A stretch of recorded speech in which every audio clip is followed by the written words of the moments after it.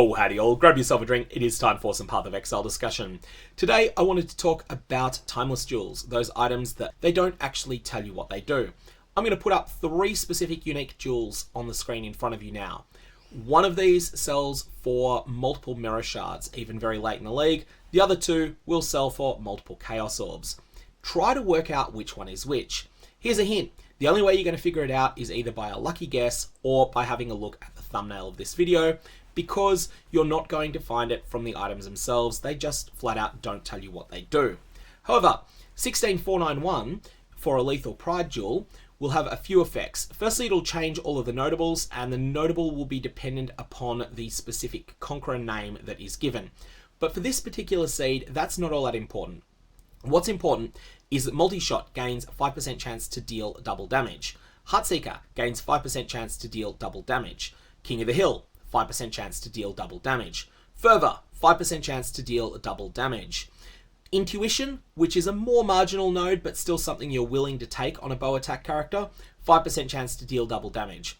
And Weapon Artistry, which is a fairly bad node but still one you're okay with taking because at least it has that 8% attack speed, and the small node leading to it has 12% increased attack damage, but this is also granting you 5% chance to deal double damage. In short, you're getting 30% chance to deal double damage in exchange for really just 3 passive points and a jewel socket, which is a non-trivial cost, but it is still super worth paying, and this item is ridiculously good as a result. Everything else, Multi-Shot, Heartseeker, King of the Hill, and Fervor, you are really happy to have on a critical strike-based bow attack character. And so this jewel is not a massive tax on your passive tree either. It is just giving you a whole bunch of power. So how would you go about finding this?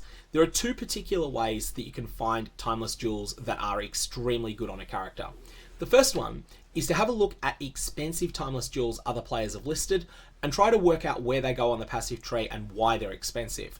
Now, there's no rule that people can't list their rubbish timeless jewels for very high prices, and that can be something that muddies the waters a little bit. If you have a look on the Forbidden Trove Trade Discord, you'll find that there players can write a little explanation of why the item is expensive. Now, whilst TFT does take a hard line against scamming and will ban people for listing false information as to why their timeless jewel is so good, you still shouldn't trust everyone that lists something there. Just verify it. If someone says this has 6 times double damage if it's in the acrobatics cluster, then you should just verify that. And then once you've verified it, then you can decide either you want to buy it, or maybe you want to set up a live search for anyone that happens to undercut that particular jewel. However, if you want to search for things early in a league, because every time the passive tree gets rejigged, you end up with changes to timeless jewels, what you can do is use Path of Building's built-in Timeless Jewel Finder. This is an incredibly useful resource. What you can do is go find Timeless Jewel, and then you can select the particular jewel you are interested in. So let's have a look for Lethal Prides. We're going to go with the Acrobatics jewel socket, and then we are going to say we don't care what the Conqueror is, but we want one particular node, and that particular node is going to be double damage. So we'll add that on there, and we shall do a search. Here we get a list of the most notable of these timeless jewels.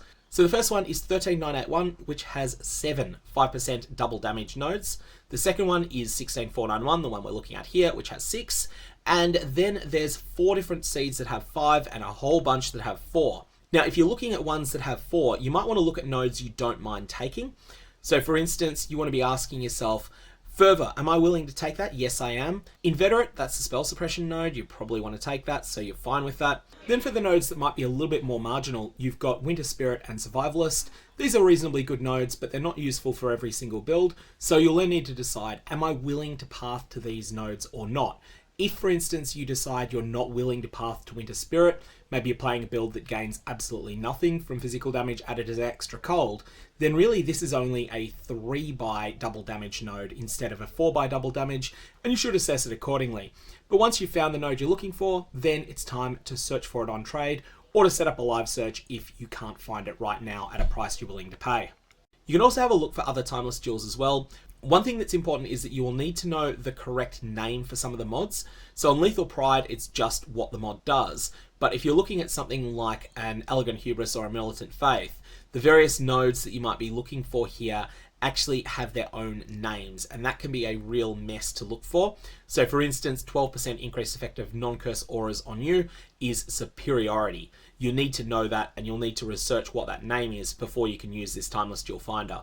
In any case, that is a very useful tool, and hopefully that explains, one, why 16491 jewels are so valuable, but also, probably more importantly, how to find the Timeless Jewel that's right for your build.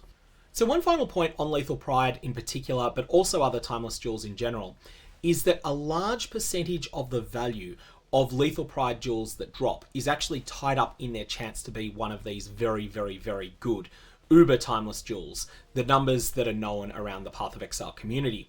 And so it's really worth your while being able to recognize these. Those of you that have opened a large number of stacked decks will probably have noticed that the best 3 to 4% of stacked decks that you open end up containing something like 75 to 80% of all of the value of the cards that you pull out of them. And that's going to be the case with Lethal Prides as well. With Lethal Prides, if all you do is just look at one that drops and ask yourself, is this 16491? If yes, list for 30,000 chaos. If no, put it in a dump tab. If you do that, the decision to check for 16491 is only going to pay off 1 in 8,000 times. But when it does, the payoff's going to be 30,000 chaos or more. And as a result, it's going to be worth 4 chaos just to make that check on average. Most of the time you won't get paid off, but the big payoffs are there, and as a result, it is worth checking for these. So that's something you want to keep in mind. It's really important to have a bit of a sense in every league of what the most in-demand timeless jewels are, at least if you're running Legion content, so that if you do get one of those lucky jackpot drops, and they do happen for someone, that the person who profits from it is you, and not some item flipper that's able to recognize your good luck and take advantage of it. That's all I got on this. Mega Val Orbs have interesting results, and probably don't use them on premium timeless jewels.